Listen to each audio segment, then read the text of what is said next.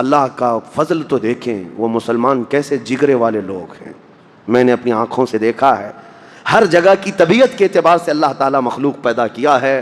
ان ظالم غاصب اسرائیلیوں کو ہم نے دیکھا، یہ بندوق تانے بیت المقدس کے ہر دروازے پر کھڑے رہتے ہیں، اور مسلمانوں کا فلسطینی 8 سال کا بچہ آتا ہے، اس کی نال یوں پھینک کر کے مسجد میں اندر جاتا ہے، نماز پڑھتا ہے، پھر نکلتا ہے، اور وہ فوجی دیکھتا رہ جاتا ہے، کچھ نہیں کرتا۔ بسا اوقات گولیوں سے برساتے ہیں۔ روزانہ کا معمول یہ ہے، رات کو گولیوں کی بارش ہوئی، سمیٹ کر کے ختم کیا گیا، زخمی ہاسپٹل میں گئے، دوسرے دن دیکھا عصر کے بعد بیت المقدس کے باہر صحن جو ہے وہاں پر پھر عورتیں بچے سب جو روزانہ عصر سے لے کر مغرب تک اپنی روٹیاں اپنے کھانے لے کر کے آتی ہیں، بیٹھتی ہیں، ایسا لگتا ہے یہاں کچھ ہوا ہی نہیں، کچھ ہوا ہی نہیں۔ مائیں بچوں کو بچپن سے یہ چیز ڈال دیتی ہیں کہ بیٹا اگر تو ابھی گھر سے گیا نماز کے لیے تو ہمیں یہ یقین نہیں ہوتا کہ تیرا جسم آئے گا کہ تیری لاش آئے گی۔ ہر ماں کا یہ وہاں پر جذبہ ہے، اور یہ حدیث پاک میں موجود ہے۔ میرے آقا صلی اللہ علیہ وسلم نے فرمایا لا تزال طائفۃ من امتی، میری امت میں سے ایک جماعت ایسی رہے گی جو قیامت تک حق کے لیے لڑتی رہے گی۔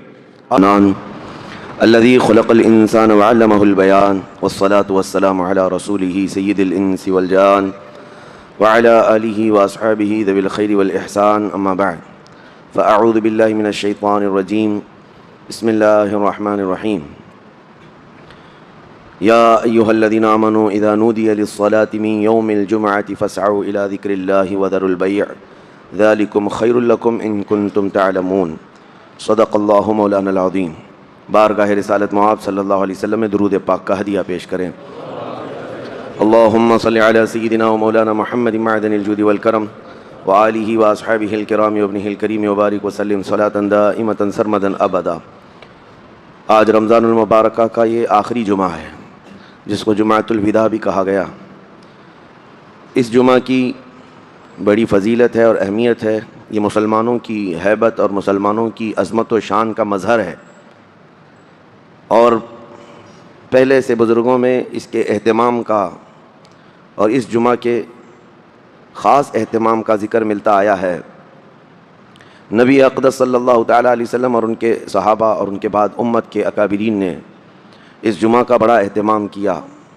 روایتوں میں یہ ملتا ہے کہ پورے رمضان المبارکہ میں جتنی رحمتیں روزانہ اترتی تھیں وہ ساری رحمتیں آج کے دن اللہ اتارتا ہے، اتنی برابر۔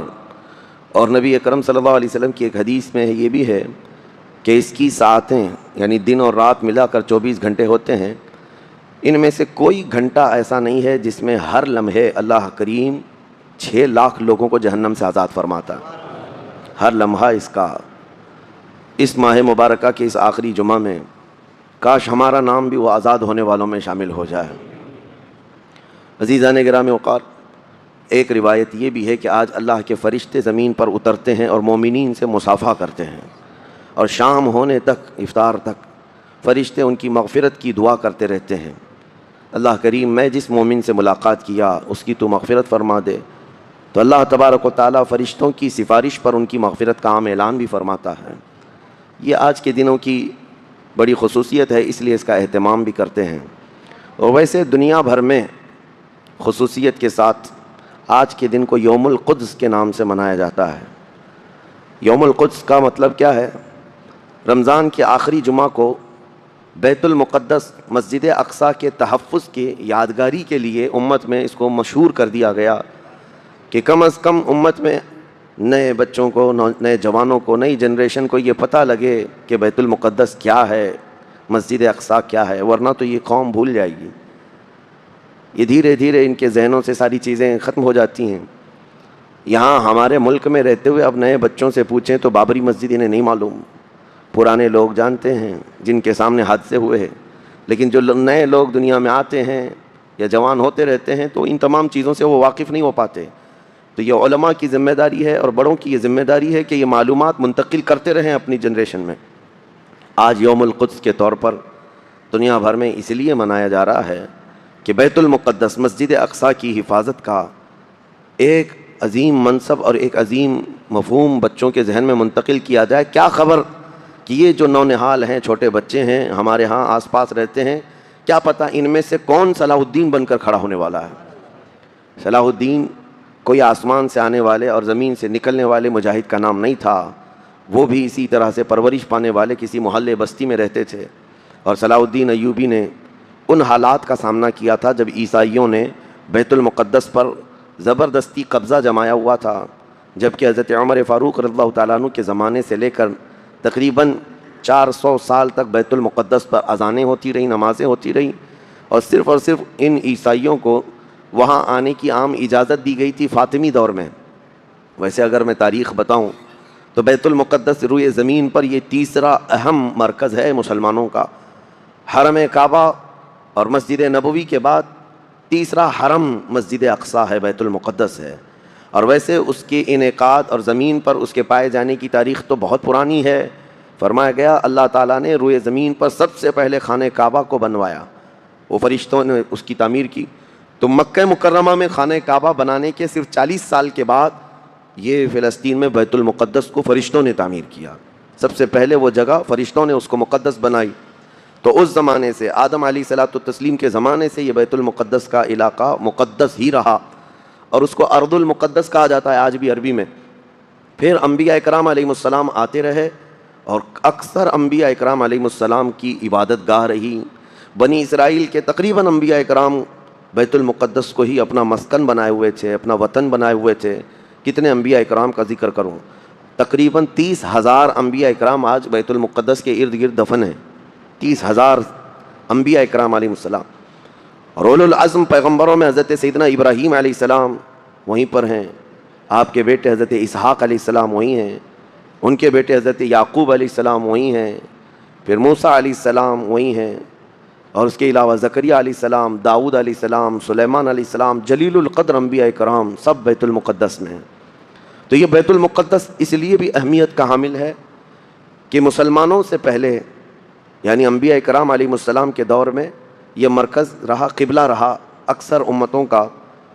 تو یہودی جو ہے چونکہ ان انبیاء کرام کے فالوورز میں آتے ہیں، حضرت ابراہیم علیہ السلام کے، حضرت اسحاق اور حضرت یعقوب علیہ السلام کے، تو ان کے لیے بھی یہ مقدس تھا۔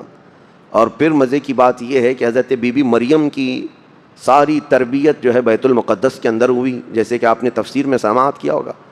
اور پھر جب وہ جوان ہوئی تو حضرت عیسیٰ علیہ السلام کی ولادت بھی بیت المقدس سے قریب میں ہوئی ہے۔ حضرت عیسیٰ علیہ السلام پیدا وہاں ہوئے، اور حضرت عیسیٰ علیہ السلام نے بھی تبلیغ کا مرکز اسی کو بنایا، بیت المقدس کو بنایا۔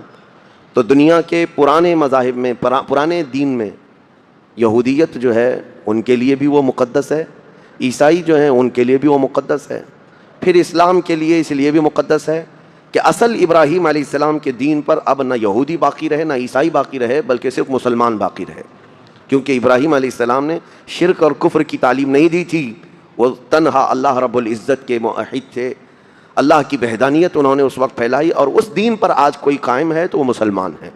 تو انبیاء اکرام علیہ السلام کے وارثین بھی یہ امت محمدیہ ہیں پچھلے انبیاء کے۔ اور اس کے علاوہ ایک عظمت والی چیز یہ ہے کہ جب میرے آقا صلی اللہ تعالیٰ علیہ وسلم اعلان نبوت فرمائے اور تقریباً نمازیں فرض ہوئیں، تو نمازوں میں بھی تقریباً 17 مہینے تک حضور صلی اللہ علیہ وسلم اور صحابہ نے بیت المقدس کی طرف منہ کر کے نمازیں ادا کیں۔ اس اعتبار سے ہمارا پہلا قبلہ وہی ہے، پہلا قبلہ جس کو قبلہ اول کہا گیا ہے۔ پھر حضور کی خواہش پر قبلہ بدل دیا گیا، خانہ کعبہ قبلہ ہو گیا ہمارا۔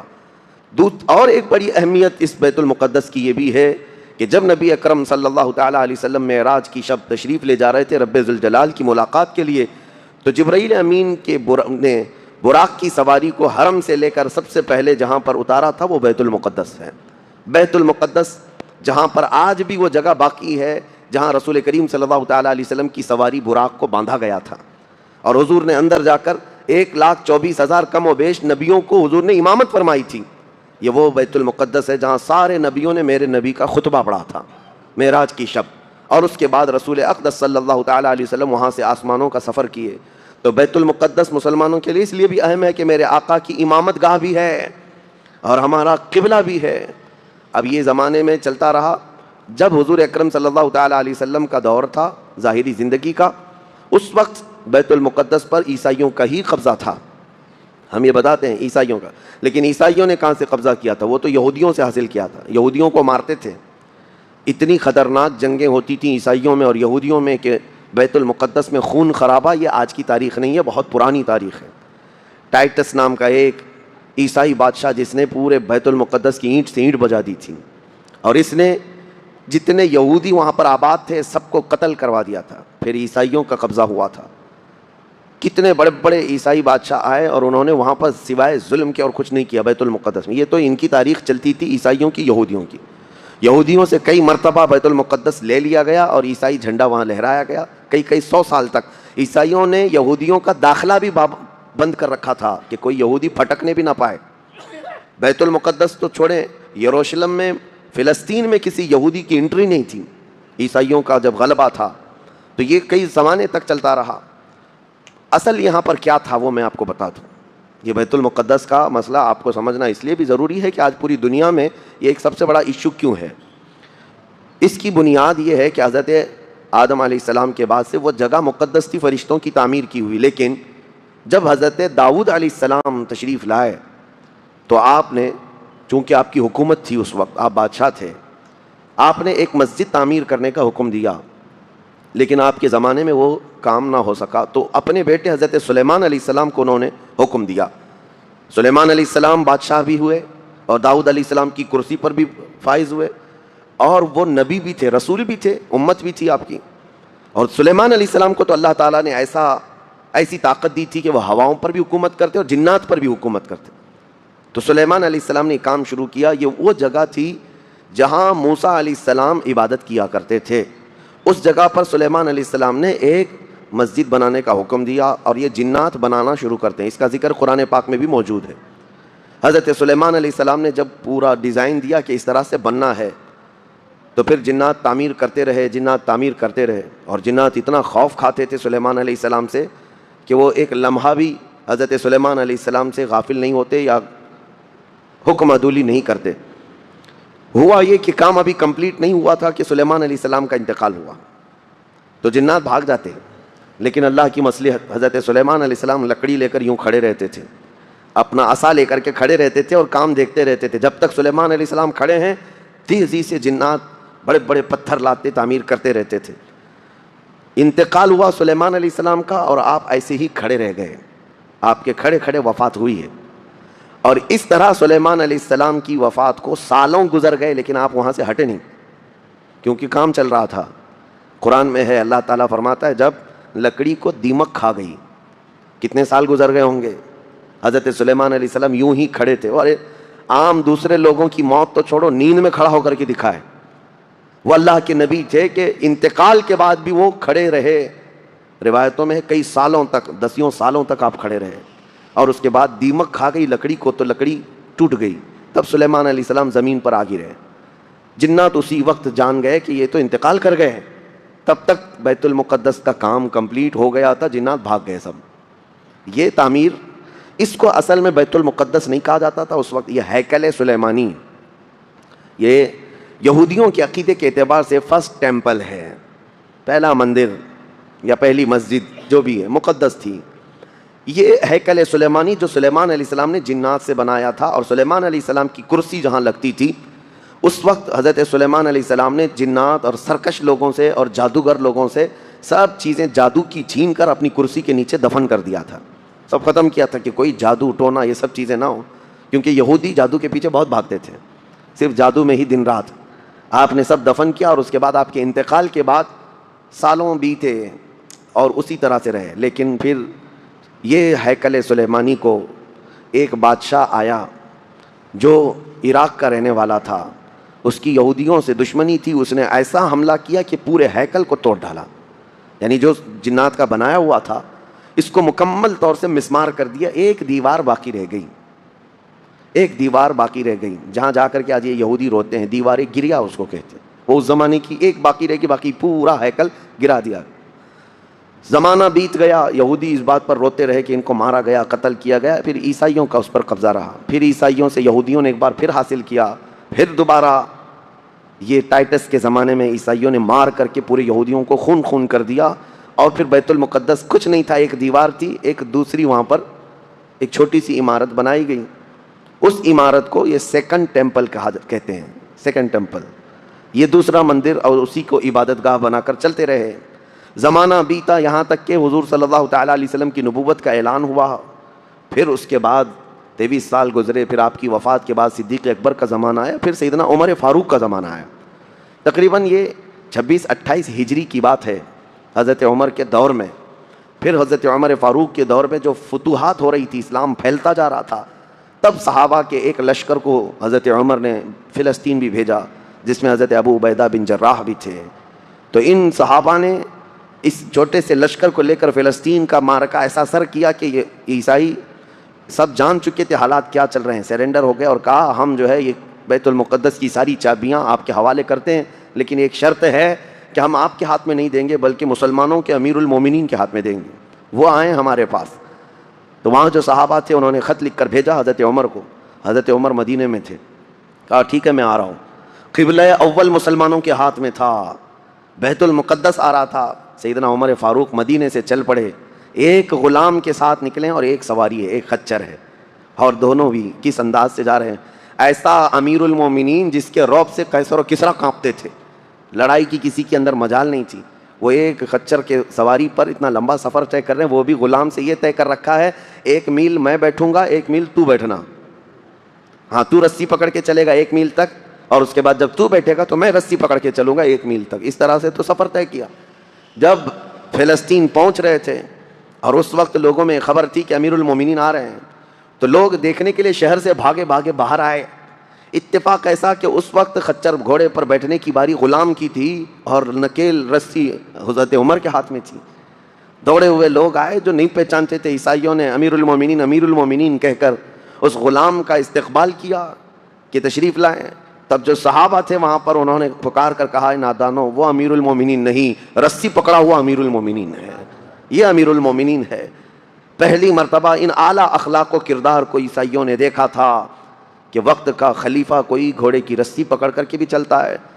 تو بہت متاثر ہوئے اور اس کے بعد بنا کسی جنگ کے حضرت عمر فاروق رضی اللہ تعالیٰ عنہ بیت المقدس میں داخل ہوئے، اور ان عیسائیوں نے جو کچھ بھی وہاں پر کیا تھا اس کو نکالا. پھر حضرت عمر فاروق رضی اللہ تعالیٰ عنہ نے پہلی اذان دینے کا حکم فرمایا. وہ ظہر کی اذان تھی، آپ نے وہاں پر نماز پڑھائی. پھر اس کے بعد یہ سلسلہ چلتا رہا. اب اس میں تفصیل ہے، عیسائیوں کو اسی طرح ہم بھی بھگاتے، مسلمان بھی بھگاتے جیسے یہ یہودیوں کو بھگاتے تھے. تو انہیں آج بولنا چاہیے تھا کہ مسلمانوں نے زبردستی قبضہ کیا. حضرت عمر فاروق کا عام اعلان تھا کہ جو یہاں پر رہنا چاہے اس کے لیے کھلی آزادی ہے. حتیٰ کہ عیسائیوں کا چرچ بھی تھا پرانا، حضرت عمر نے کہا اس کو توڑا نہ جائے، اس میں عبادت جو ہوتی ہے ان کو اپنی عبادت کرنے دیا جائے. حضرت عمر چاہتے تو اینٹ سے اینٹ بجا دیتے، نکال کر صاف کر دیتے، لیکن آپ نے کھلی اجازت دی. اور عیسائی ویسے ہی باقی رہے. 400 سال تک یہ سلسلہ چلتا رہا. پھر فاطمی دور آیا، یعنی بنو عباس کا کی خلافت ختم ہوئی. فاطمیوں کا غلغلہ تھا، انہوں نے خلافت سنبھالی لیکن وہ مضبوط نہیں تھے. کمزور خلیفہ آئے جس کی وجہ سے صلیبی طاقتیں جتنی بھی تھیں سب آ کر کے اس خلیفہ پر قبضہ جما لیا، اور بیت المقدس میں اجازت پہلے مانگ لی کہ ہمیں آنے جانے کی اجازت دی جائے. جب آنے جانے کی اجازت مل گئی تو پورے علاقے پر زبردستی غاصب قبضہ کر کے وہاں سے سارے مسلمانوں کو ختم کر دیا. بہت مسلمانوں کا قتل کیا. فلسطین کی سرزمین یہودیوں کے قتل سے بھی بھری ہے، مسلمانوں کے قتل سے بھی بھری ہے، اور یہودیوں نے عیسائیوں کا بھی قتل کیا ہے. لیکن مسلمانوں کا قتل عام کر کے یہ زبردستی فائز ہوئے ہیں کس پہ؟ بیت المقدس پر. یہ قبضہ جو ہے 87 ایئرز تک چلتا رہا، 87 سال تک. یہ اس وقت کا المیہ تھا کہ مسلمان خلیفے تھے، گورنر تھے، بہت سارے حکمران تھے، رونا روتے تھے لیکن کوئی آگے بڑھنے کو تیار نہیں تھا. کردستان کا ایک شہزادہ صلاح الدین ایوبی جو نور الدین زنگی کے شاگرد تھے اور ان کی فوج کے سپاہی تھے، ان کو یہ روزانہ خبریں تھی کہ بیت المقدس میں سب کچھ اجاڑ دیا گیا ہے، مسلمانوں کی اذان بند ہے، وہاں نہ جمعہ کا خطبہ ہو سکتا ہے، نہ ہی عبادت کے لیے وہاں پر نماز پڑھی جا سکتی ہے. ایک دن گزر رہے تھے، انہوں نے ایک لکڑی کا ممبر بنوایا اور پھر عزم کر لیا کہ یہ ممبر میں بیت المقدس میں رکھ کر کے رہوں گا اور اس سے خطبہ دیا جائے گا. وہ ان کا عزم تھا اور اس پر لے کر کے چلتے رہے. تقریباً آپ نے 17 جنگیں لڑی ہیں، 17 جنگیں لڑی. اور صلاح الدین ایوبی کو جو درپیش مسائل تھے وہ کہا گیا ہے کہ پہلے تو انہوں نے جو روڈ میپ بنایا تھا اس حساب سے ان کو 2 سال کے اندر یہ جنگوں میں فتح کر لینا تھا. 2 سے 4 سال کے اندر ان کے دماغ میں یہ تھا کہ بیت المقدس کو میں حاصل کر لوں گا. لیکن فرماتے ہیں کہ اپنوں کی مخالفت اتنی تھی، جگہ جگہ سے کوئی مسلمان بیٹھا ہوا ہے، نواب بیٹھا ہے، کہیں کوئی کسی چھوٹے علاقے کا خلیفہ، کوئی گورنر، سب پکڑ پکڑ کر کے ان کی ٹانگ کھینچیں، ان کے فوجیوں میں ورغلائیں اور الگ الگ وسوسے ڈالیں، جس کی وجہ سے پہلے اپنوں سے بھیڑتے بھیڑتے آپ کو 18 سال لگ گئے۔ بیت المقدس پھر پہنچے، صلیبیوں سے معرکہ آرائیاں ہوتی رہیں، پھر وہ 87 سال کے بعد صلاح الدین ایوبی نے دوبارہ بیت المقدس کو ان عیسائیوں سے پاک کیا، اور آپ نے وہ منبر وہاں پر لگایا اور تاریخی خطبہ عطا کیا تھا۔ اس کے بعد وہ بیمار ہو گئے صلاح الدین ایوبی رحمۃ اللہ تعالیٰ علیہ۔ 17 جنگیں جس نے لڑیں، اور عیسائی آج بھی صلاح الدین کے نام سے ڈرتے ہیں، اور بہت سارے تعریف بھی کرتے ہیں کہ ایسا جرنیل ہم نے دیکھا ہی نہیں دنیا میں صلاح الدین ایوبی کی طرح۔ وہ خون کا پیاسا نہیں تھا، وہ امن کا پیاسا تھا۔ کتنے تو قیدی ایسے آتے تھے جن کو وہ صرف ایگریمنٹ کر کے آزاد کر دیتا۔ عیسائی اس بات پر آج بھی اقرار کرتے ہیں کہ جنگوں میں قید جو ہونے والے کو کوئی چھوڑتا نہیں ہے، لیکن صلاح الدین ایوبی ایک نہیں لاکھوں لوگوں کو آزاد کیا ہے، ہزار بھی نہیں لاکھوں لوگوں کو آزاد کیا ہے۔ صلاح الدین ایوبی رحمۃ اللہ تعالیٰ علیہ، اللہ ان کی تربت پر کروڑوں رحمتیں نازل فرمائے۔ حیرت کی بات یہ ہے کہ ان کا آخری وقت آیا تو رونے لگے، بستر پر رو رہے تھے۔ لوگوں نے پوچھا کہ کیا بات ہے؟ صلاح الدین ایوبی کہتے ہیں میں نے منت مانگی تھی اللہ سے کہ اللہ بیت المقدس فتح ہو جائے تو میں حج پہ جاؤں گا۔ کہا تو پھر کیا ہوا؟ کہا میرے پاس اتنے پیسے نہیں ہیں کہ میں حج کر سکوں۔ یہ وقت کا وہ عادل حکمران جس کی تاریخ عدل سے بھری ہوئی ہے، لیکن یہ بھی تاریخ ہے کہ مال لوٹ کر کے اگر اپنا محل بنایا ہوتا تو صلاح الدین کے بہت سارے آج محلات ہوتے، لیکن وہ آخر وقت بستر پر اس غم سے رو رہے تھے کہ میرے پاس حج پہ جانے کے لیے پیسے نہیں ہیں۔ جس کے زیر نگین کتنے علاقے آتے تھے اس وقت، بہت سارے علاقوں کا وہ خلیفہ۔ لیکن میرے عزیزو، اسلام کی سچی تاریخ ایسے ہی خلفاء سے ہے، ایسے ہی خلفاء سے نظام ہے۔ پھر یہ زمانہ چلتا رہا، تقریباً 800 سال گزر گئے، 1921 آیا، 1921، یہ جو گزری ہوئی سینچری ہے ابھی ہماری، یہ فرسٹ ورلڈ وار جب ہوئی، پہلی جنگ عظیم، اس جنگ کے دوران یہودیوں نے زبردستی اجازت مانگی برطانیہ کو ثالث بنا کر کے، کیونکہ جب ترکی کی حکومت ختم ہو گئی جس کو خلافت عثمانیہ کہا جاتا ہے، جب وہ کمزور ہو کر گر گئی، کیونکہ ان کا دبدبہ تھا، یہ آخری خلافت ہے جو زمین پر تھی، اگرچہ خلافت کے نام سے جو مشہور رہی، تو حضور صلی اللہ تعالیٰ علیہ وسلم کی وفات کے بعد سے لے کر یہ ترکی کی خلافت عثمانیہ تک اس روئے زمین پر خلیفہ ہر زمانے میں کوئی نہ کوئی رہا، لیکن 1921 سے لے کر 1921 سے لے کر اتنے سال، 100 سال گزر گئے، پوری دنیا میں اب کوئی خلیفہ مسلمانوں کا نہیں رہا۔ بادشاہ تو بہت سارے ہیں، امیر المومنین اور خلیفہ کے نام سے اس روئے زمین پر اب کوئی نہیں۔ ان ظالموں نے ہماری خلافت کے نظام کو مار ڈالا، ختم کیا، خلافت کو زمین سے ختم کیا۔ اب لوگوں کو نیا لگتا ہے کہ خلافت کا مطلب کیا ہے؟ خلافت ایک نظام ہے، پورا نظام ہے۔ جب ڈیموکریسی ایک نظام ہے، کمیونزم ایک نظام ہے، تو اسی طرح سے خلافت جو ہے میرے مصطفیٰ کے نظام کا نام ہے۔ جب یہ ختم ہوا تو پھر 1921 میں یہودی جگہ جگہ سے جو مارے گئے تھے، اس وقت جرمن سے بھگائے جا رہے تھے، جینوسائیڈ کیا گیا تھا یہودیوں کا، جرمن میں مارا جا رہا تھا، تو ان کے اوپر دنیا والوں نے چنتک بیٹھک جس کو کہتے ہیں رحم کرنے کا، کئی مرتبہ بیٹھکیں ہوئی، بڑے بڑے لوگوں نے کہا یہودی پوری دنیا میں مارے جا رہے ہیں اور یہ مظلوم ہیں، ان کو کہیں پناہ دی جائے۔ پناہ دینے کے لیے جب بات آئی تو فلسطین کا ایک چھوٹا سا علاقہ 4000 یہودیوں کو رہنے کی اجازت دی گئی۔ 1921 سے 4000 یہودیوں کو رہنے کی اجازت دی گئی، اور پھر جب وہ 4000 یہودی رہے تو بڑھتے بڑھتے دنیا بھر سے لوگ ہجرت کر کے یہودی وہاں جاتے رہے، اور تقریباً 1948 1947 1947 جب ہمارے ہاں آزادی کا مسئلہ چل رہا تھا، تب تک یہودی جو ہے لاکھوں کی تعداد میں وہاں جمع ہو چکے تھے، اور جمع ہو کر کے ان لوگوں نے، اور اسی وقت ہٹلر کا دور بھی ختم ہوا تھا اور ہٹلر نے ان کو بہت مارا تھا، جس کو ہولوکاسٹ کہا جاتا ہے، اور بہت زیادہ ظلم کیا تھا۔ تو یہ سب بھاگ کر کے فلسطین میں جمع ہوئے، اور پھر ایک ایگریمنٹ سائن کروا لیا گیا دنیا کی بڑی بڑی طاقتوں سے کہ یہ اسرائیل ایک کنٹری ہے۔ فلسطین کو 2 حصوں میں بانٹ دیا گیا، آدھا عربوں میں آدھا یہودیوں میں، فلسطین کے 2 حصے کر دیے، تو آدھا یہودیوں کو ملا تو ٹھیک ہے، لیکن اس کے غصے میں عربوں میں جنگ شروع ہوئی 1948 کے بعد، پھر جنگوں کا آغاز ہو گیا۔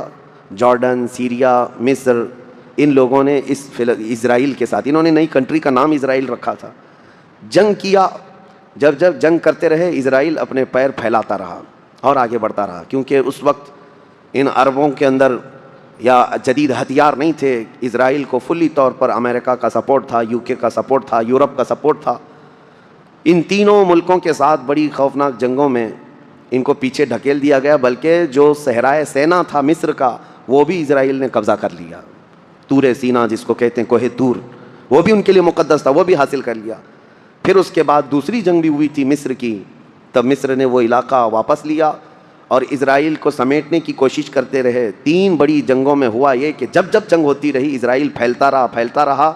پھر 1978 کے قریب یا 75 کے آس پاس اسرائیل نے پورے طور پر فلسطین کا کنٹرول اپنے ہاتھ میں لے لیا، جس میں بیت المقدس بھی چلا گیا. یہ ہے تاریخ میں آدم علیہ السلام کے زمانے سے لے کر یہاں تک کی بتا رہا ہوں، مختصر جھلکیاں.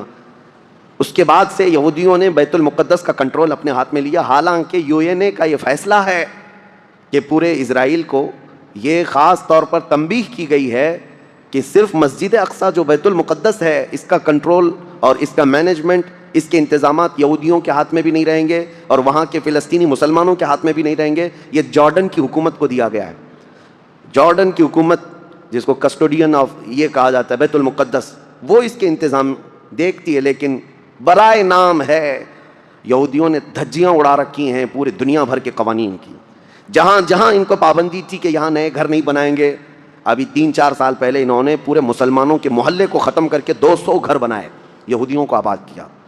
برسوں سے یہاں جو مسلمان تھے، ابھی آپ جا کر کے کبھی دیکھیں یروشلم، بیت الحم جو بیت المقدس کے آس پاس کے علاقے رام اللہ، 40 سال 45 سال ہو گئے دکانوں کو تالے لگے ہوئے ہیں، جالے لگے ہوئے ہیں، لیکن کھولنے کی اجازت نہیں ہے. اتنے پرانے وقت سے دکانیں بند ہیں. کہا کہ نہیں، یہودیوں کی طرف سے کوئی یہاں پر کھولنے کی اجازت نہیں ہے، مسلمانوں کے نام پر.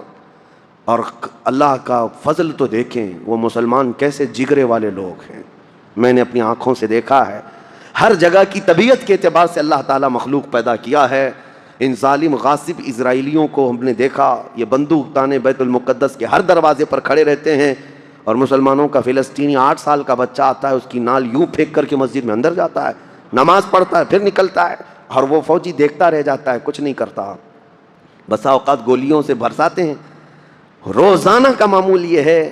رات کو گولیوں کی بارش ہوئی، سمیٹ کر کے ختم کیا گیا، زخمی ہاسپٹل میں گئے. دوسرے دن دیکھا عصر کے بعد بیت المقدس کے باہر صحن جو ہے وہاں پر پھر عورتیں، بچے، سب جو روزانہ عصر سے لے کر مغرب تک اپنی روٹیاں، اپنے کھانے لے کر کے آتی ہیں، بیٹھتی ہیں. ایسا لگتا ہے یہاں کچھ ہوا ہی نہیں. مائیں بچوں کو بچپن سے یہ چیز ڈال دیتی ہیں کہ بیٹا اگر تو ابھی گھر سے گیا نماز کے لیے تو ہمیں یہ یقین نہیں ہوتا کہ تیرا جسم آئے گا کہ تیری لاش آئے گی. ہر ماں کا یہ وہاں پر جذبہ ہے، اور یہ حدیث پاک میں موجود ہے. میرے آقا صلی اللہ علیہ وسلم نے فرمایا، لا تزال طائفۃ من امتی، میری امت میں سے ایک جماعت ایسی رہے گی جو قیامت تک حق کے لیے لڑتی رہے گی، اور اللہ ان کا ناصر و مددگار ہوگا. بیت المقدس کی یہ تاریخ آج، بیت المقدس کو انہوں نے خون میں نہلا رکھا ہے. یہودیوں کا زبردستی اس پر قبضہ ہے. اب یہ چاہتے کیا ہیں یہ بھی میں آپ کو بتا دوں. یہ چاہتے ہیں کہ یہ مسجد اقصیٰ جو تعمیر ہوئی یہ حضرت عمر کے حکم سے ہوئی. پھر اموی خلفاء جب آئے، خلیفہ ولید بن عبد الملک، اس نے پوری مسجد بنوائی. اور یہ جو پیلا گنبد آپ دیکھتے ہیں قبۃ الصخرہ، جو مسجد اقصیٰ سے جس کو مشہور کیا گیا ہے، یہ قبۃ الصخرہ ہے، ڈوم آف راک جس کو کہتے ہیں. یہ اصل اس سے لگی ہوئی ہے بیت المقدس کی مسجد پرانی، اس کو شو نہیں کرتے ہیں. اس کو یہ گرا کر کے، اس کو پورا زمین بوس کر کے 3rd ٹیمپل بنانے کا پلان ہے. ان کو یہ چاہیے کہ حضرت داؤد علیہ السلام کے زمانے میں جو کام شروع ہوا تھا، سلیمان علیہ السلام نے جو مندر بنایا تھا، جو ٹیمپل بنایا تھا، ہم اس کو اسی جگہ تعمیر کریں گے. تو بیت المقدس، مسجد اقصیٰ کی دیوار سے دیوار انہیں گرانا ہے. اس کے لیے یہ کیا کیا سازشیں کرتے رہے، کھدائی کرتے رہے کہ یہاں پرانا خزانہ ہے، فلاں چیزیں ہیں، ثبوت نکالنا ہے. کتنا دیواروں کو ہلانے کے لیے آرٹیفیشیل زلزلے لائے گئے، مصنوعی طور پر یہ زمین ارتھ کویک لائے گئے کہ مسجد اقصیٰ گر جائے. لیکن اللہ کی مرضی جب تک چاہے. اب اگر حالات ایسی ہیں تو یہ مسجد اقصیٰ کو گرا کر کے وہاں پر ایک 3rd ٹیمپل بنائیں گے، جس کا پورا آرکیٹیکٹ ڈیزائن بھی انہوں نے ظاہر کر دیا ہے، نشر کر دیا ہے. کوئن بھی ایک جاری کر دیا ہے جس کو لے کر کے ان کے 3rd ٹیمپل کے اندر جائے گا، آئے گا. یہ 2017 کی بات میں بتا رہا ہوں. پوری تیاریاں کر لی گئی ہیں. اب دیکھا گیا ہے کہ مسلمان ہر جگہ سے سوئے ہوئے ہیں. اب کوئی بھی اٹھتا نہیں ہے. عربوں کے منہ میں تو انہوں نے اپنی زبان رکھ دی ہے. عرب اب بولنے کے قابل نہیں رہ گئے. اور بغل کے جو دیش لڑے تھے پہلے، مصر، سیریا، جارڈن، آج ان کی حالت کیا ہے؟ وہ خود خانہ جنگی میں مبتلا ہیں، آپس کی لڑائیوں میں مصروف ہیں. اسرائیل کی غنڈہ گردی اور دادا گیری اس حد تک بڑھ گئی ہے کہ اسے آس پاس کسی کا خوف نہیں. ہاں اگر کچھ بولتا ہے تو کبھی ترکی بولتا ہے. ہاں اس کو اپنے اس ملک کے لیے سب سے بڑا خطرہ محسوس ہوتا ہے تو ایران ہے. ایران کو اس نے سعودی سے ایسا لڑا کر کے رکھا ہے کہ وہ آپس میں جنگیں کرتے رہیں. اسی لیے ابھی ایران اور سعودی کا پیس معاہدہ ہوا، ایگریمنٹ ہوا، تو سب سے پہلے نیند حرام ہو رہی ہے اسرائیل کی کہ یہ اگر دوست ہو گئے تو میرا کیا ہوگا، میری حفاظت کیا ہوگی. اسرائیل حماس کو مدد کرتا ہے، جو غزہ میں ایک علاقہ باقی رہ گیا مسلمانوں کا جو فلسطین کے اندر ہے، جو آج تک لڑ رہے ہیں، آج تک راکٹ داغتے ہیں، اسرائیل کے ساتھ لڑتے ہیں. 20,000 کی تعداد ہے وہ بیچاروں کی، 20,000 کی تعداد ہے.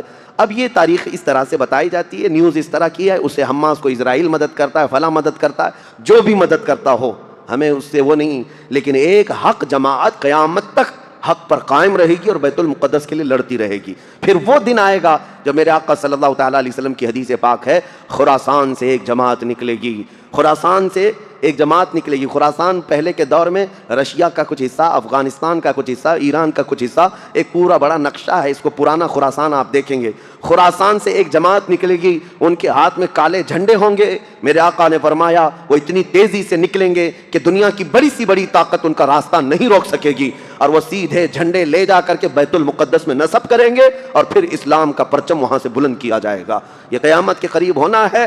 اب میں اس بات پر اپنی گفتگو ختم کرتا ہوں. دعائیں تو ہیں کہ اللہ تعالیٰ بیت المقدس کو آزاد کرے، لیکن یہودی جتنے دن ناچتے رہیں گے، دندناتے رہیں گے، ایک دن آنا ہے دنیا اوپر سے نیچے ہو جائے، نیچے سے اوپر ہو جائے، مگر میرے مصطفیٰ کا فرمان ہو کر رہے گا انشاءاللہ، اور غلبہ اسلام آ کر رہے گا. آج یوم القدس کے طور پر پوری دنیا میں یہ بات منائی جا رہی ہے. میں بچوں میں یہ انفارمیشن نقل کرنا چاہتا ہوں کہ بچوں یاد رکھو ہمارا بیت المقدس سے کیا رشتہ ہے، ہمارا کیا تعلق ہے، اور ہمارے لیے وہ کتنی عظمت والی جگہ ہے.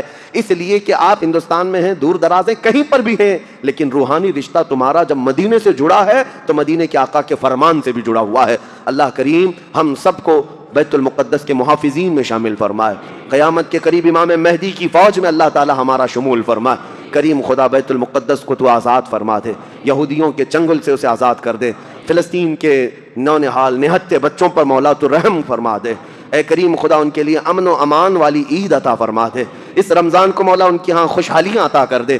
اے کریم خدا شام، عراق، یمن اور دیگر ممالک اسلامیہ جہاں پر مسلمانوں کی حالتوں کو زار زار کیا گیا ہے، اے رب قدیر اس ماہ مبارکہ کے صدقے ان سب پر فضل فرما دے.